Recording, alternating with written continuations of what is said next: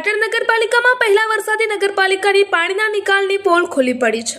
હવામાન વિભાગની આગાહી વરસાદની હોવાથી પાટણ નગરપાલિકા અગાઉથી વરસાદના પાણીના નિકાલ માટેની વ્યવસ્થા કરતી હોય છે। જનતાના વેરાની મૂડી કઈ રીતે વપરાય છે તે જનતા વિચાર કરી રહી છે।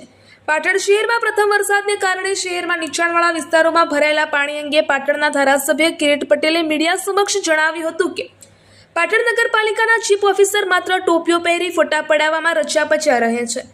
ટોપીઓ પહેરવાથી કામ ન થઈ શકે। લોકો ટોપી પહેરવા ટેવાયેલા લોકોને કહેવું છે કે વરસાદી પાણીના નામે લાખો રૂપિયાનો ખર્ચ કરો છો અને માત્ર પહેલા વરસાદની અંદર પાટણ પાણીમાં તરબોળ થઈ જાય છે। ઘણી બધી જગ્યાએ પાણી ભરાતા જનતા હેરાન પરેશાન થઈ ગઈ છે। વોર્ડ નંબર 6 ગાયત્રી મંદિર રોડ જે આગળથી બોરસણ ગામનું પાણી પાટણ શહેરમાં આવતું હતું ત્યારે ત્યાંથી પાઇપલાઇન દ્વારા આનંદ સરોવરમાં જાય છે। નગરપાલિકા વરસાદ પહેલા પાણીની પાઇપલાઇન સાફ કરવી જોઈએ, પરંતુ વરસાદી પાણીની પાઇપલાઇન પુરાઈ ગયેલ હોવાથી સમગ્ર પાણીનો ભરાવો પાયોનિયર સ્કૂલ સુધી છાપરામાં પણ પાણી ઘૂસ્યા હતા। સદનસીબે વરસાદે વિરામ લેતા તે પાણીને જલ્દી નિકાલ કરવા માટે પાટણની જનતા દ્વારા પંચવટી રો હાઉસ ટેનામેન્ટની દિવાલને રાત્રિના સમયે તોડીને પાણીનો નિકાલ કરવાની ફરજ પડી હતી।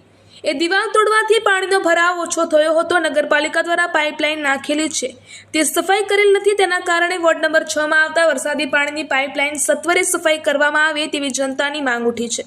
હજુ તો વરસાદની આગાહી પણ ભારે છે। પાટણ નગરપાલિકાના ચૂંટાયેલા પ્રતિનિધિઓ પોતપોતાના વોર્ડની ચિંતા કરવી જોઈએ, બાકી તો જનતા ટાઈમસર નગરપાલિકાના વેરા ભરતી રહે છે। 3 થી 4 ઇંચ વરસાદમાં જો પાટણ શહેરની હાલત પાણીથી ખરાબ થતી હોય તો સૂત્રોથી મળતી માહિતી જનતાનો અવાજ વધારે વરસાદ પડવાથી કેવી પરિસ્થિતિ થશે તેનું ધ્યાન પાટણ નગરપાલિકાના ચૂંટાયેલા પ્રતિનિધિઓ તેમજ પ્રમુખ ચીફ ઓફિસર જવાબદાર રહેશે। Reporter Mahendra T Patel, news of Patan.